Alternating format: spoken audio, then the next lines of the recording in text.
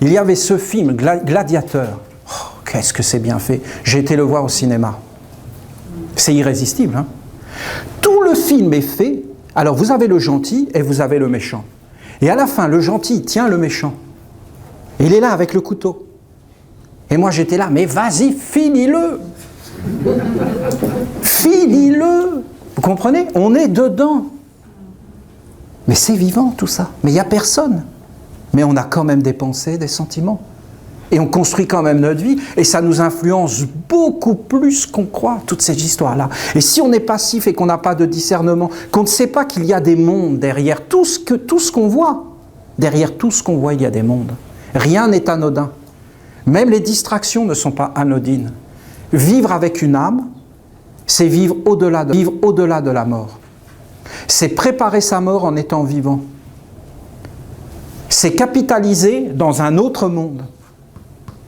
C'est préparer sa réincarnation et c'est vivre en tant qu'âme. Et ça se fera, personne ne peut le faire à ta place. Parce que personne ne peut être conscient à ta place. Et la conscience, qu'est-ce que c'est? Un capital. Et si tu ne l'as plus déjà aujourd'hui, parce qu'il y a des êtres, pour eux c'est déjà fini. Eh bien c'est terminé. Parce qu'à celui qui a, on donnera. Mais à celui qui n'a pas, même le peu qu'il a, on lui prendra. Vous vous rappelez de ces paroles? C'est votre tradition ici au Québec. Vous n'avez pas d'autres racines que ces paroles.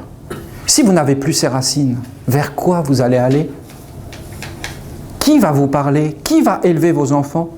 J'étais encore cet après-midi dans le petit village de Cookshire. Mon Dieu, quelle belle église! Mais qu'est-ce qu'elle est belle! Mais vous avez des églises ici qui sont magnifiques, hein?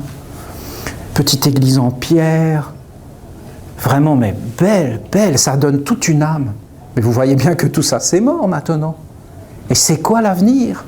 C'est quoi qui va remplacer ça? Je ne dis pas que c'était tout parfait. Je dis, c'est quoi qui va remplacer ça? Internet? Des réseaux? On va être branchés. Alors voilà, vous avez cet entonnoir qui a été l'espace du temps. Et aujourd'hui, 2012, nous sommes à la fin. Nous sommes à la fin de toute une évolution. Et ce n'est pas gagné, ni pour ce camp-là, ni pour ce camp-là. Mais ce n'est pas perdu. Ni pour ce camp-là, ni pour ce camp-là. Donc, ce n'est pas la fin du monde comme ils l'ont annoncé. Qu'il va y avoir des cataclysmes et tout ça, bien sûr. Qu'il va y avoir des choses horribles qui vont arriver, bien sûr. Pourquoi? Parce que c'est voulu. Et pourquoi c'est voulu? Mais parce qu'il y a un enjeu ici. Comment ça se passe? Bien, je vous dis, l'enjeu c'est l'homme. Alors, il va y avoir des nouvelles maladies qui vont apparaître. Il va y avoir des destructions. Il va y avoir des choses, toujours pour dire à l'homme, attention par la peur, renforçons-nous dans la technologie et luttons contre la nature. Et au lieu d'écouter, on va se renforcer dans un chemin certain. Et d'autres vont éveiller leur conscience. Comme il y a plein de gens sur la terre entière qui, sans être conscients de la tradition essénienne, sont quand même reliés à des mémoires et à des intelligences. Aujourd'hui, on vient d'annoncer, il y a quelques jours, qu'il y a des maladies qui résistent aux antibiotiques. Ça y est. Ça y est. Il y a des maladies qui résistent aux antibiotiques. Pourquoi? Parce que cette intelligence-là, parce que comprenez bien, vous avez un scientifique ici, mais il n'est pas seul au monde. Il est avec des intelligences qui l'inspirent et qui lui parlent. Il est un serviteur d'un monde. De quel monde? Est-ce qu'il le sait? Est-ce qu'il en est réellement conscient? Je peux vous garantir qu'il y a des hommes, ils sont effrayés de ce qu'ils font. Mais ils n'ont pas le choix. Ils sont asservis. Vous croyez que tout ce qui est fait dans le monde, les gens le font volontairement? Il y a beaucoup d'êtres qui sont conscients. Et bien souvent, consciemment, ils abdiquent. Parce que c'est plus facile d'abdiquer. Et d'ailleurs, dans le monde, il y en a plein qui ont abdiqué. Il y en a qui n'ont pas abdiqué. Ils veulent vivre avec leur conscience. Mais ça implique beaucoup de choses. La maîtrise des pensées, c'est la base. Alors ce scientifique, par exemple, on va lui proposer des choses sur les OGM. Organismes génétiquement modifiés, c'est-à-dire quoi? Il rentre dans les intelligences qui gouvernent le monde. Quand je vous ai parlé du spermatozoïde qui va voir l'ovule, je peux vous garantir qu'aucun homme sur la Terre à l'heure actuelle ne comprend cette histoire-là. Personne. Et les gens qui sont vraiment honnêtes, qu'est-ce qu'ils disent? Même les scientifiques. C'est un sentiment religieux. D'assister à la naissance d'une femme qui met au monde un enfant, c'est un sentiment religieux qui naît. Je ne dis pas religieux, sectaire, fanatique. Je dis de beauté, de grâce et de grandeur. Il y a des actes sur la terre, il n'y a que la prière qui peut les définir. D'ailleurs, la prière, c'est tellement beau qu'on dit « je vous en prie ». C'est une bonne façon de vivre, de dire « je t'en prie », non? C'est une bonne façon de vivre, c'est un grand respect, c'est l'amour, c'est l'humanité. On ne comprend rien à la naissance, mais ne comprenant rien, on se permet d'agir sur les mémoires internes qui font qu'un homme est un homme. Et on pense que tout ça est mort et qu'on peut faire ce que l'on veut. Fais ce que tu veux, il n'y a aucune conséquence de ta vie.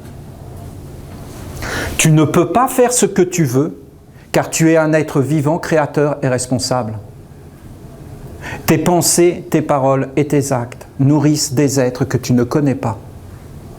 Ne fais pas le mal, délivre-nous du mal. Père, délivre-nous du mal. Père, délivre-nous du mal, ne nous soumets pas à la tentation, pardonne l'offense et donne-nous le pain, la nourriture, la sagesse, ce qui nous éclaire, afin que nous soyons la bonne semence dans le champ et pas la mauvaise semence qui vient la nuit, dans l'inconscient, pour s'emparer de tout et conduire tous les êtres vers le malheur.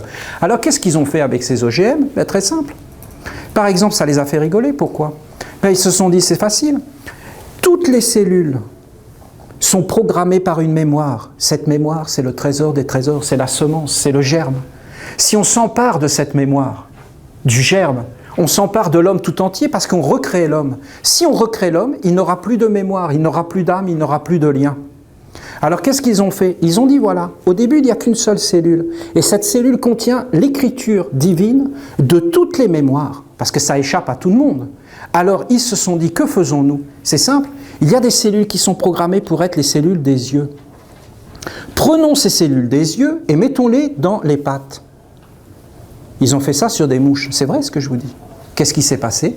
Les mouches ont eu des yeux sur toutes les pattes. Ils ont réécrit.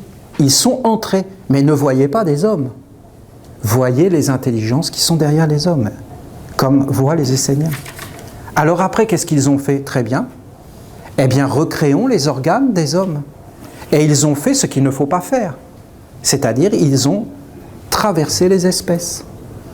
Ils ont pris des araignées, ils les ont mis dans le maïs.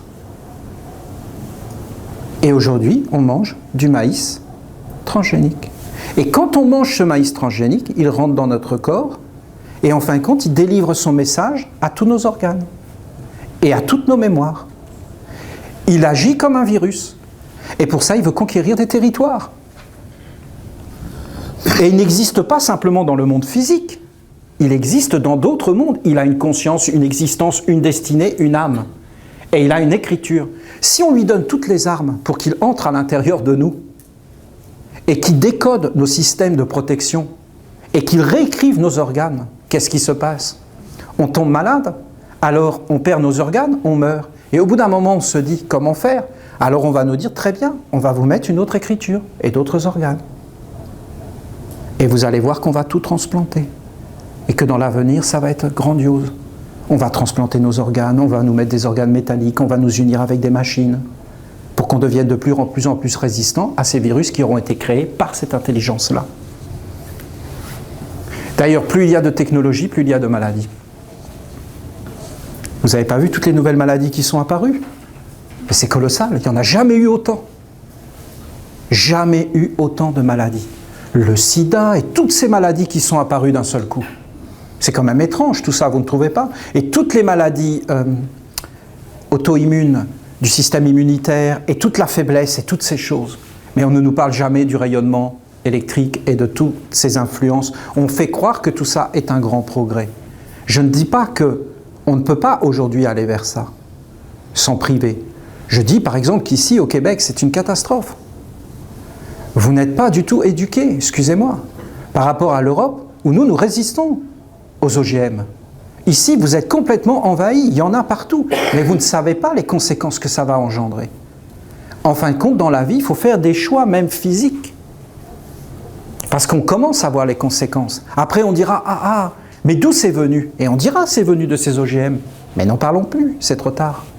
Et on nous montrera comment changer nos organes. Et on nous dira, on va inventer des médicaments et des remèdes. Et nous allons de plus en plus aller vers une technologie des sans-armes.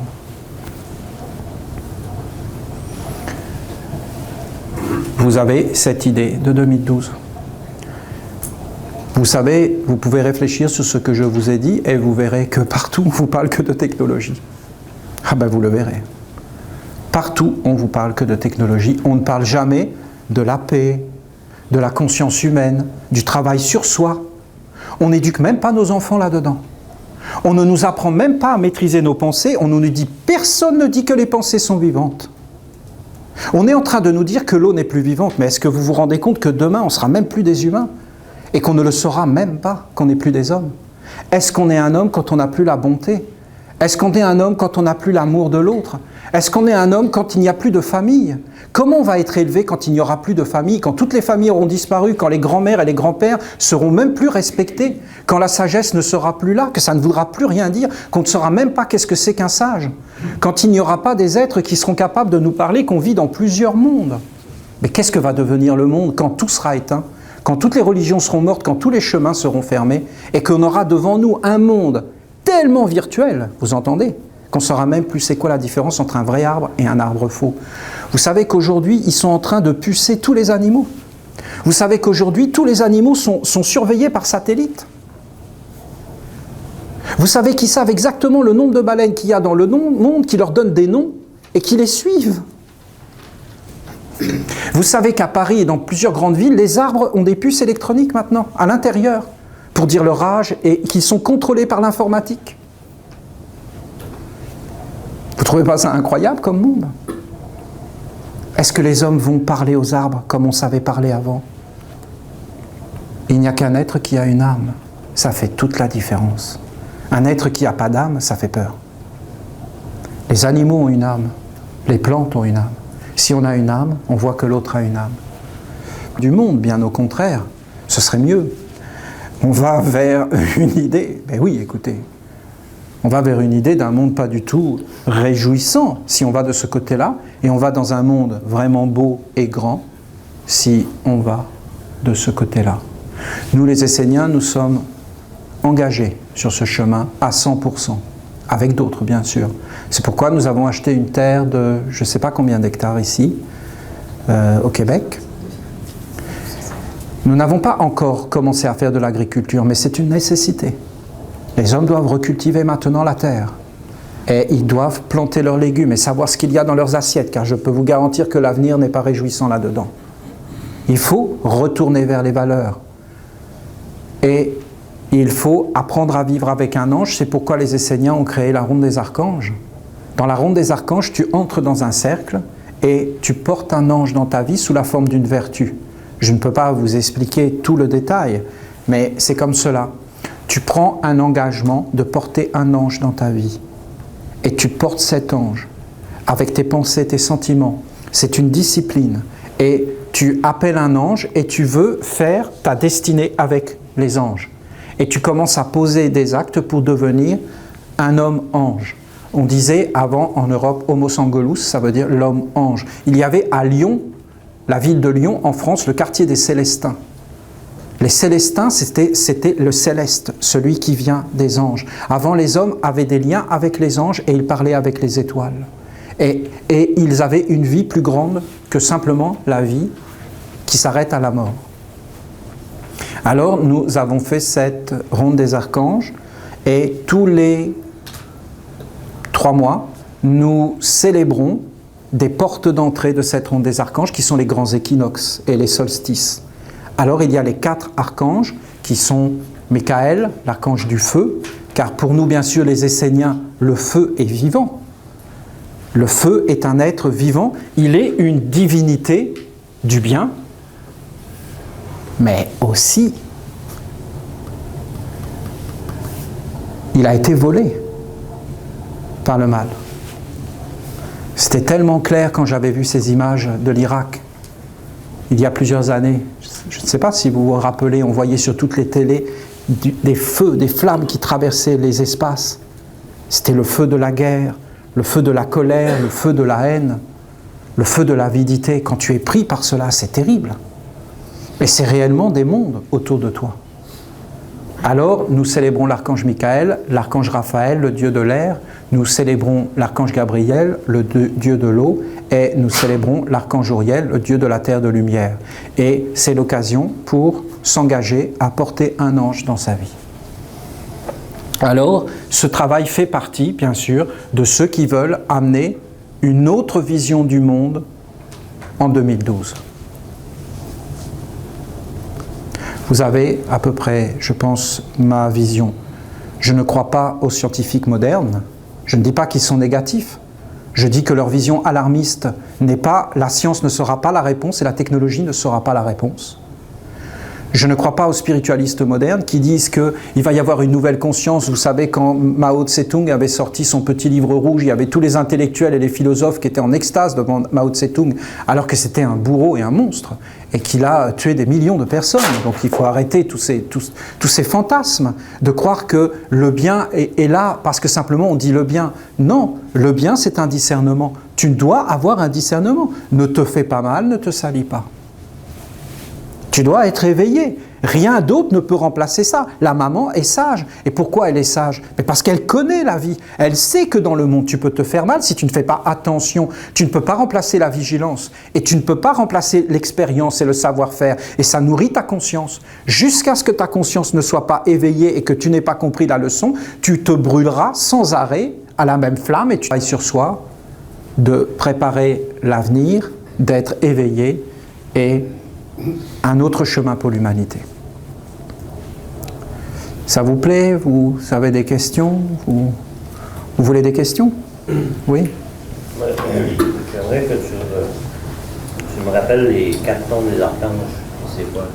Michael, l'archange. Oui. Bien sûr. Là, je vais enlever ce côté-là, tiens. Ça va nous faire respirer.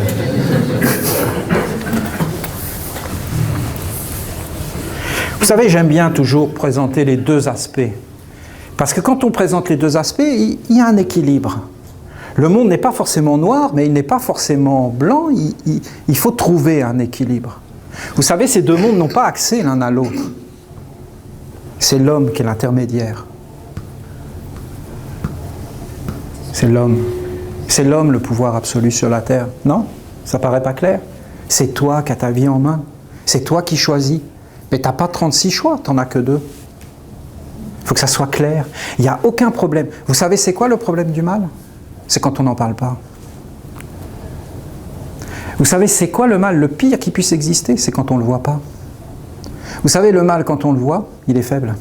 Mais quand on ne le voit pas, mon Dieu, qu'il est fort. C'est pour ça que Jésus a dit, il est menteur et père du mensonge. Parce qu'il se cache tout le temps. Parce qu'il n'a pas de force. Mais par contre, si il n'a que la force qu'on lui donne, par notre peur, par notre crainte, par notre lâcheté. Mais par contre, si on le voit, c'est comme un roquet qui aboie, et on voit son ombre, il est immense, c'est un dinosaure. Mais quand on s'approche, c'est un petit roquet. Alors il hérisse les poils et il aboie très fort. Mais en réalité, il a une petite voix, il n'est pas fort du tout. Si tu le vois, tu es délivré. Mais si tu ne le vois pas, et que tu es dans les illusions, là, c'est très dangereux. Vous savez qu'on a un pouvoir énorme, nous les hommes. On dit non, et c'est non. On dit oui, et c'est oui. Donc, c'est ça. Nous sommes la clé du futur.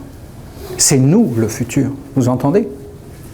Et aujourd'hui, le futur, il va s'écrire. Malheureusement, c'est vraiment bien engagé. Parce que la technologie aujourd'hui, comment vous voulez arrêter ça? Hein? C'est beaucoup plus que ce qu'on imagine. Alors, vous avez la ronde des archanges. Qu'est-ce que c'est la ronde des archanges? La ronde des archanges, c'est le trésor des trésors. C'est toutes les traditions de tous les peuples. Ce sont les 4 archanges qui sont, en réalité, le printemps. Le printemps, l'été, je mets l'été en bas, l'automne et l'hiver. L'hiver, c'est Gabriel, l'archange Gabriel. Le printemps, c'est Raphaël. L'été, c'est Uriel. Et l'automne, c'est Michael. Vous savez, c'est tellement fort ici, cet automne est tellement beau avec toutes ces couleurs et cette nostalgie qui descend sur le Québec, hein, c'est tellement puissant cette nostalgie. C'est vraiment Michaël. Michaël, c'est l'automne, quand le soleil se couche à l'horizon. Alors, le soleil qui se couche, le soleil qui n'est plus là, la nuit. Le soleil qui se lève, le lever, le soleil au plus haut. La vie tout entière, la naissance, l'âge mûr, la vieillesse, le voyage dans l'au-delà.